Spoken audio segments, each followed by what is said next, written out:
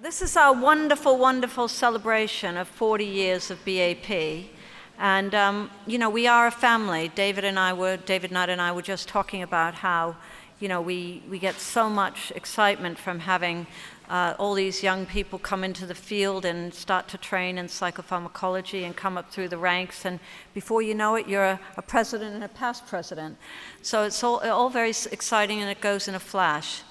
We're also lucky to have Susie Gage here blogging for us, and Ed Sykes from the Science Media Center, who I hope many of you will talk to, as well as speaking to Susie, because she does a brilliant job blogging for us.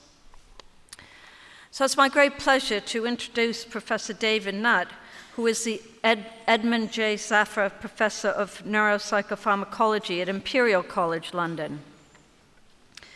David is currently the chair of the Independent Scientific Committee on Drugs and vice president of the European Brain Council. He is a past president of the British Association for Psychopharmacology and is editor of the Journal of Psychopharmacology. And of course, he's been the editor for many years now, and it goes from strength to strength. He is also a past president of the European College of Neuropsychopharmacology, that's ECNP, as you'll probably know it as, and the British Neuroscience Association, BNA. He has over 400 research articles in high-impact journals. In addition to his major contributions that he's made to psychopharmacology, he has been extremely active in engaging the public in science, particularly in regard to drug harms. And related to this, David was the clinical scientific lead on the UK government Foresight project on brain science, addiction, and drugs. And he was chair of the advisory committee on the misuse of drugs from 1998 to 2009. David has also worked tirelessly for the British Association for Psychopharmacology over many years. He's been in many posts, and he's helped us tremendously. And therefore, I'm absolutely delighted that he has been selected to be our guest lecturer this year. And David will be speaking on 40 years of BAP, a lifetime of psychopharmacology. So please welcome David Nutt.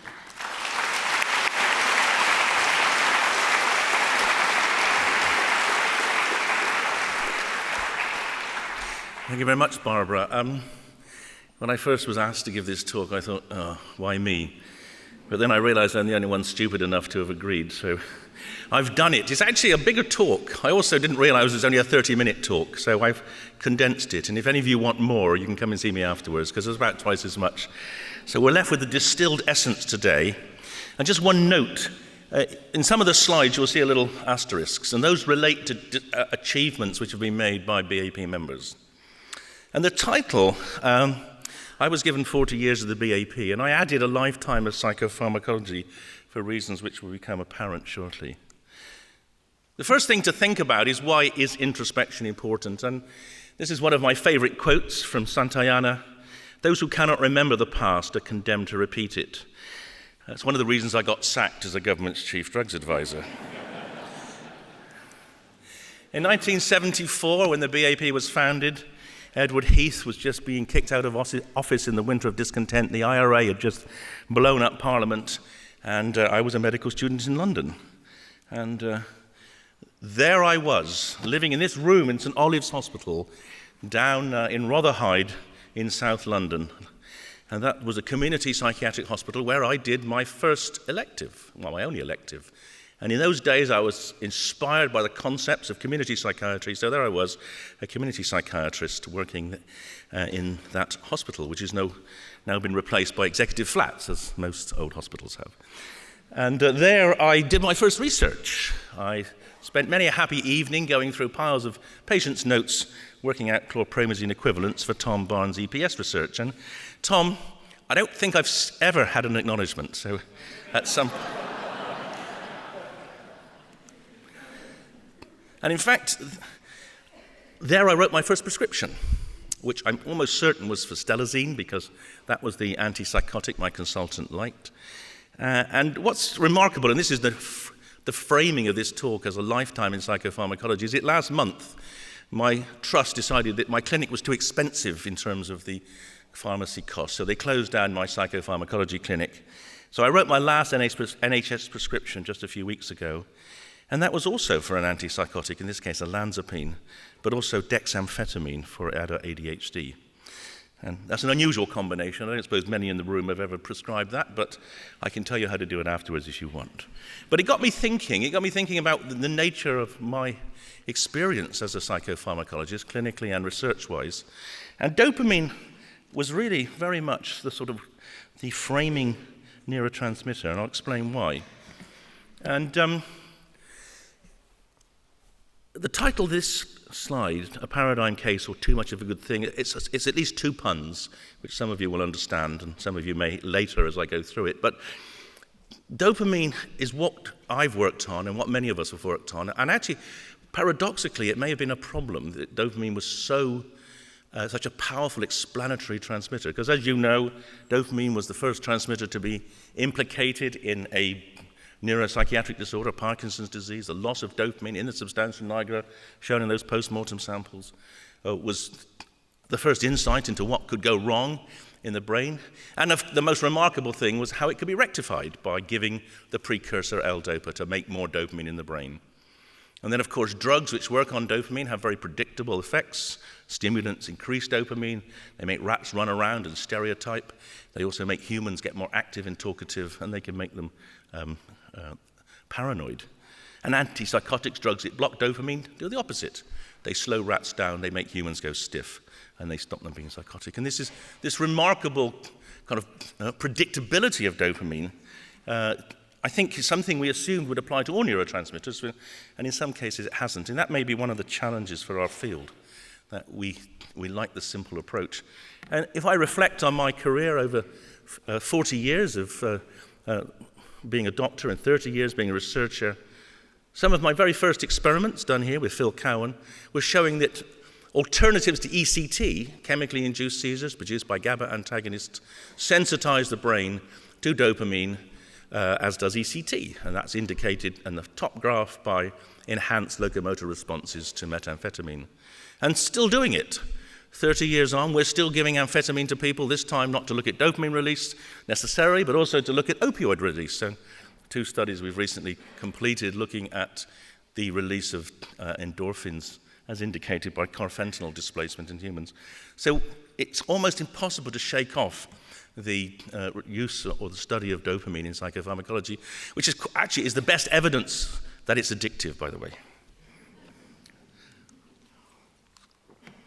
Now, 1974 was a particularly good year for psychopharmacology because this is when the receptor revolution began. And so must be the most famous receptor binding graph, certainly in the history of brain science. And it shows that essentially the effects of antipsychotic drugs are predicted by their affinity at the dopamine receptor, in that the doses you need to give are very strongly correlated with the affinity. Very high affinity drugs on the left-hand side are given in low doses, and low affinity drugs on the right-hand side are given in high doses. And the fact that this relationship only obtained for dopamine blockade, it wasn't true for 5-HT or acetylcholine or noradrenaline receptor blockade, essentially proved that these drugs work through blocking dopamine receptors. And that was a landmark, and that was the study that really got me interested in psychopharmacology. The explanatory power of that was enormous. And of course, the receptor revolution allowed us then to ask questions about receptor function in human brain. And this is an early PET scan. I pinched from Shashish, she'll be talking later on about this, but showing that haloperidol blocks dopamine receptors in living human brains. So this again was one of the first example where you could monitor changes in brain receptor occupation in living human brain using dopamine tracers. And from that, we understood that there is a very complex dose relationship between neuroleptics and clinical effect. We discovered from his and others' work that you need to occupy over 65% of the receptors to get an antipsychotic effect, but if you exceed an occupation of 80%, you end up getting extrapyramidal side effects. So the threshold for clinical functionality of an antipsychotic that blocks dopamine receptors is very narrow.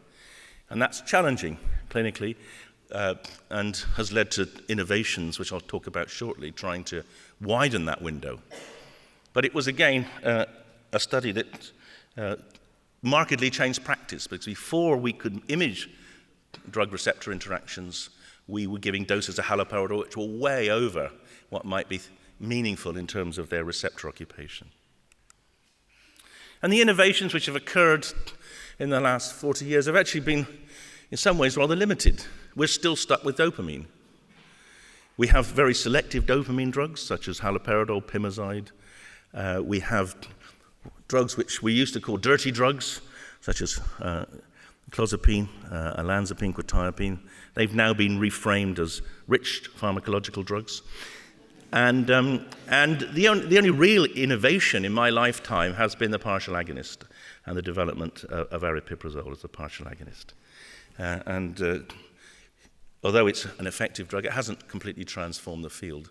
So we're left with blocking dopamine receptors and moderating the effect of dopamine blockade by adding other components to the molecule, such as cholinergic and serotonergic blockade.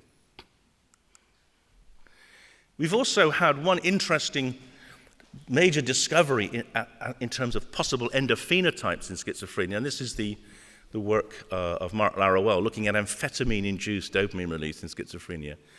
When Seaman produced his correlation coefficient between dopamine receptor occupation and the affinity of neuroleptics and clinical doses that I showed you, he postulated that schizophrenia was a disease of too much dopamine. There were fascinating battles for 20 years between the Karolinska and John Hopkins group trying to argue that that was due to more or less receptors. That turned out to be an interesting artifact of the tracer used.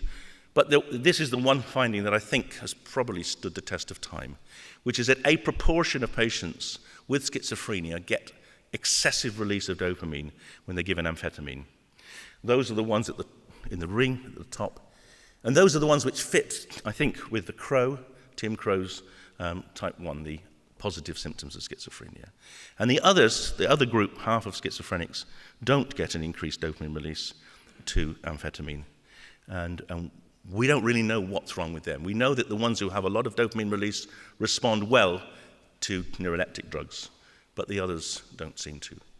And this, I think, is a really interesting endophenotype. It's one that's not been exploited because, of course, PET scan is extremely expensive, but it's certainly something that we should think about doing in the future. What about depression? Well, in my lifetime, we've seen evolution of antidepressants. We haven't seen a revolution. The revolution came from serendipity, from the accidental discovery that monoamine oxidase inhibitors and tricyclic drugs had antidepressant properties. But in our lifetime, we have seen pharmacological refinement of those original drugs, as shown there, and also the use of animal models to discover other drugs, mostly ones which work through receptor interactions, that produce a similar behavioral profile. And we now have a range of antidepressants which work in different ways on different systems. And they haven't changed the field greatly in terms of efficacy, but what they have done, and what we should never forget, is that they have dramatically improved the safety. When I started in psychiatry, one of the other things that got me fascinated by psychopharmacology were the patients I would admit on a Friday evening with tricyclic overdoses, and I would monitor them through their state of muscarinic blockade-induced delirium for 3 days, and it was quite fascinating to see the range of psychotic experience they had. And of course, some of them died before they came out of that delirium. And now very few patients die taking antidepressants.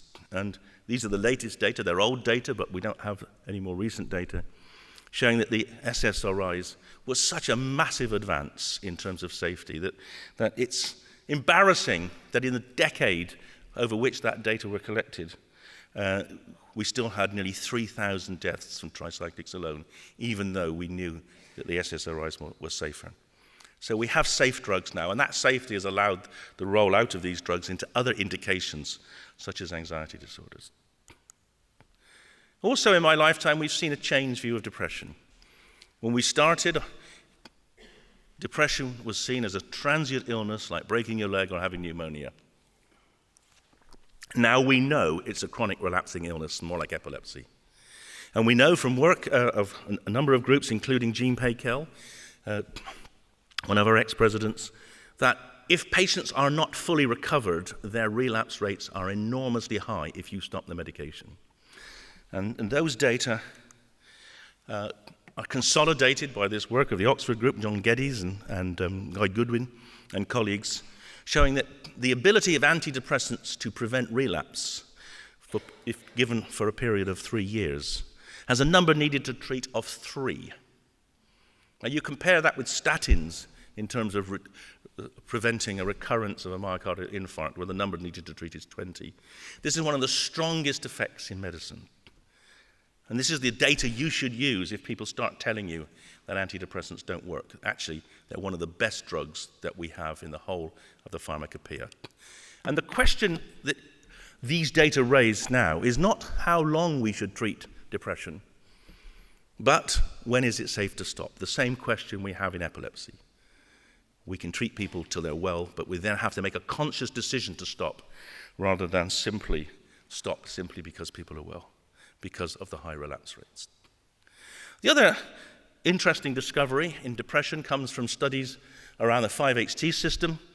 This is work of Sargent and Grasby at the cyclotron unit, looking at the density of 5-HT1A receptors in the brain using PET, showing that depressed patients have reduced density of these receptors, and that this does not normalize on recovery. So it looks as if low serotonin receptor number may reflect some some trait vulnerability to depression. It's also found in high-risk relatives. So people often say there's no evidence that serotonin has anything to do with depression, trying to undermine the value of SSRIs. But in fact, there is evidence, and this is some of the evidence. And the other evidence is from the work using tryptophan depletion. I rather like the way you can study serotonin by doing PET scans, which cost £10,000 each, or doing tryptophan depletion, which costs £100 per subject. And so this is the low-tech way of looking at serotonin. And work of Katie Smith and Phil Cowan, and also the group at Yale, showed very clearly that in a proportion of patients, depleting brain serotonin using tryptophan depletion leads to relapse. It leads to relapse over a period of hours, and that relapse can be terminated by restoring protein function or tryptophan availability over a few hours too.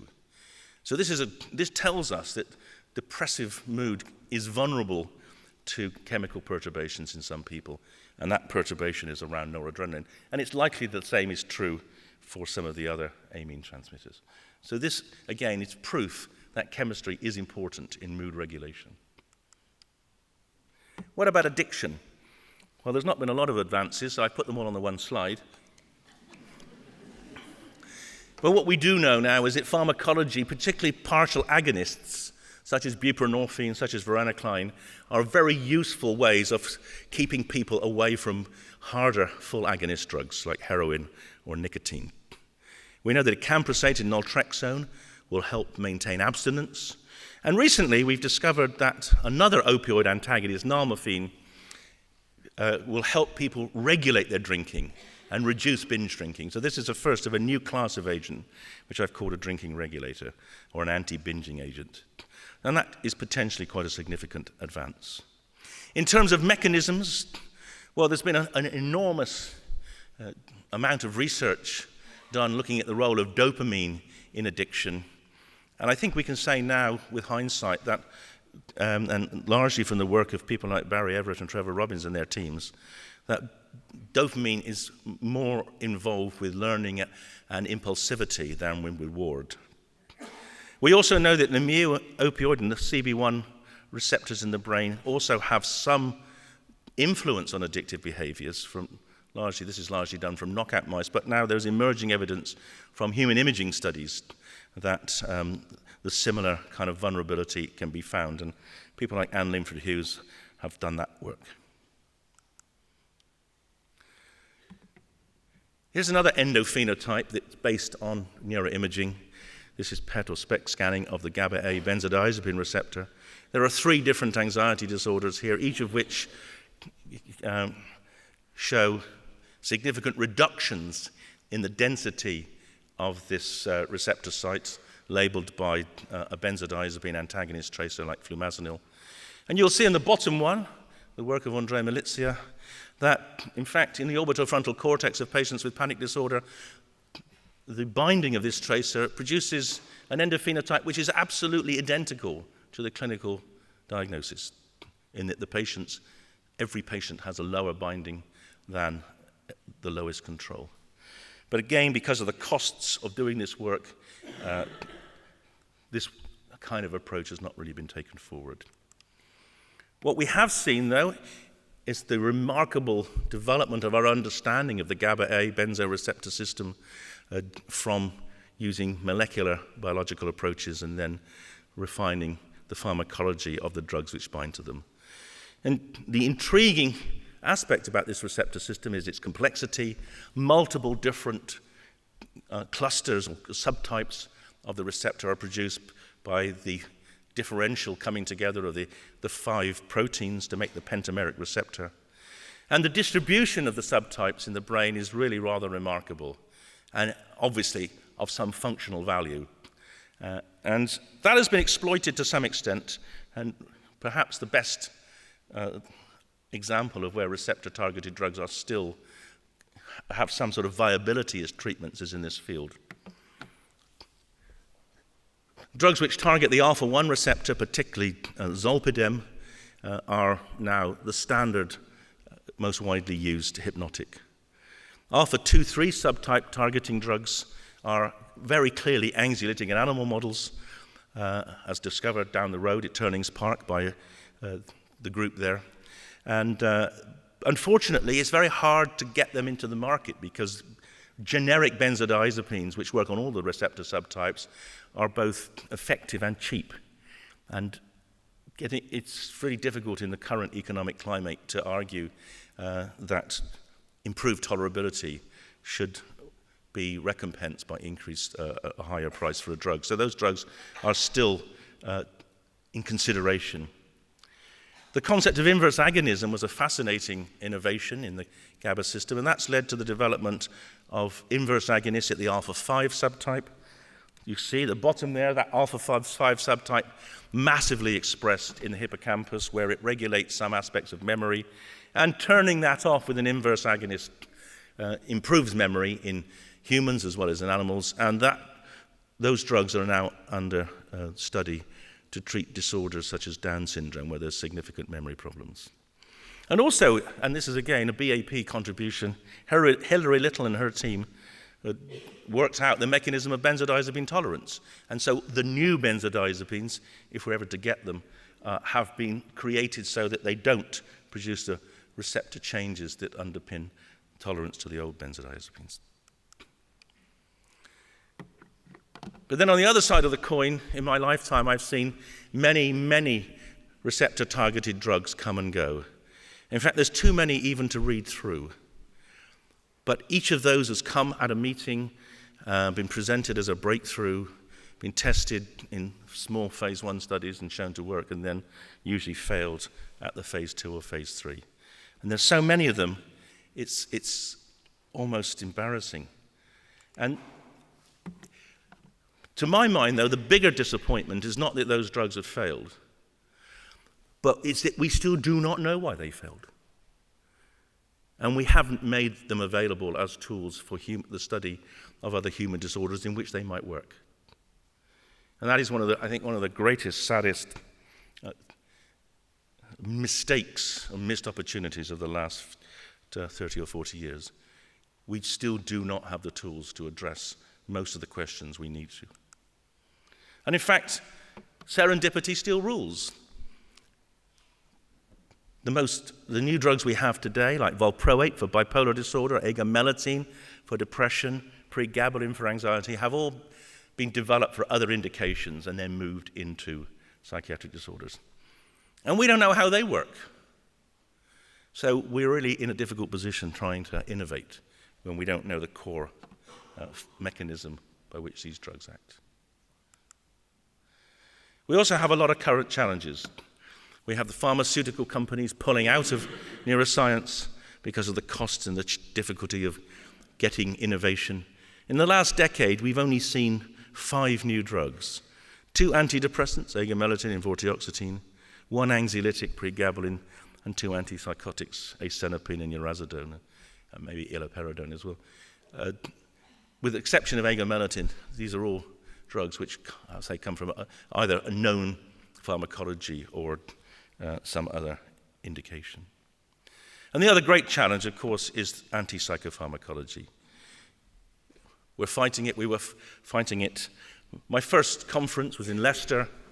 I went to present my data on how I could mimic ECT using GABA antagonist drugs. And as we approached the building, I thought, well, that's amazing. There's a reception committee. And then I realized it was the Scientologists, and we had to be smuggled into the building through a different route.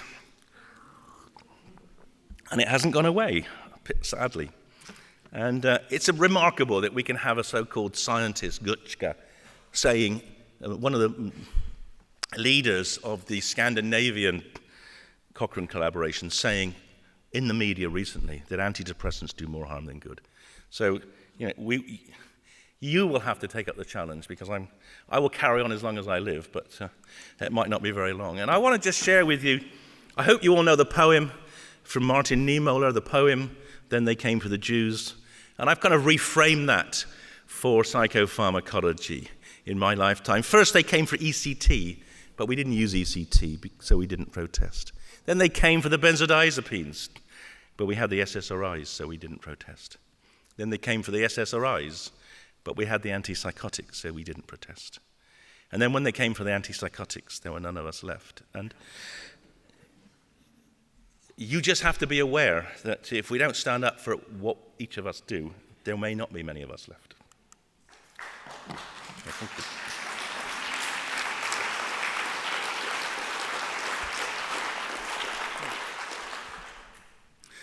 So how do we go forward? Well, we need to emphasize the scale of the problem, and the recent BAP cost document was really helpful in the press conference which followed it. We need to insist that government investment is proportionate to the cost of the disorders. We need to try to revise the regulatory system to take account of the greater challenges of developing brain treatments. We need to ease the restrictions on the study of illegal drugs like cannabis. And there's a cannabis session tomorrow. Britain discovered the active ingredients of the cannabis plant, but we have not developed them hardly at all because our regulations are so restrictive that most of the development is being done in other countries. And we need to give human researchers access to tools that the preclinical researchers have. And I'll briefly mention the ECMP Medicines Chest, which is an attempt to do that. It's an attempt to put in the public domain drugs so that those who want to work in translational psychopharmacology can do studies with the same drugs in humans as in animals. And there are 4 in the chest at present: an alpha-2 antagonist, a TSPO ligand, a GABA-A extrasynaptic agonist, and a 5-HT2A antagonist. And hopefully there will be more in the next couple of years. And maybe that will begin to turn the tide. We should be aware and argue for an increase in public investment. Public investment in neuroscience R&D is low compared with research in biotechnology and information technology and space technology. It's kind of weird how small brain research is. And if you look at the little blob below the brain science blob, that's the Alzheimer's blob, which is even smaller. So we have to have proportionate investment in research because brain disorders are massively costly. We also need to do some other intellectually challenging things. We need to take fMRI beyond phrenology. We've got thousands of papers telling us where in the brain things happen, but I don't think any of us actually know why any of them happen.